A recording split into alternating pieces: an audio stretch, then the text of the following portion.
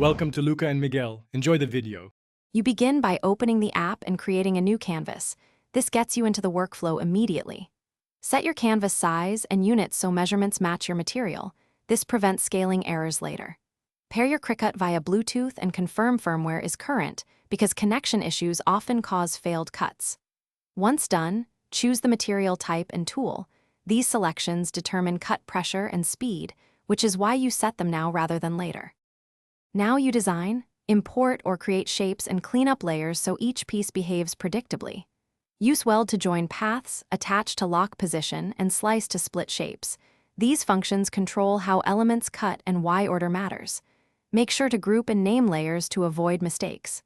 Once the design is set, preview your mat to check orientation and spacing, then set cut types, cut, draw, or print then cut, because tool choices determine blade and pressure settings. Load your mat and align the material with the grid. This ensures cuts land where you expect them. Select the correct blade and material settings in the app, then press go.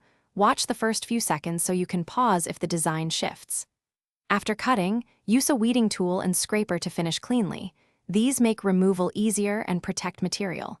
If something goes wrong, check mat adhesion, clean or replace the blade, and ensure a stable Bluetooth connection. These fixes solve most problems. Thanks for watching and please subscribe. It's the best investment you'll ever make.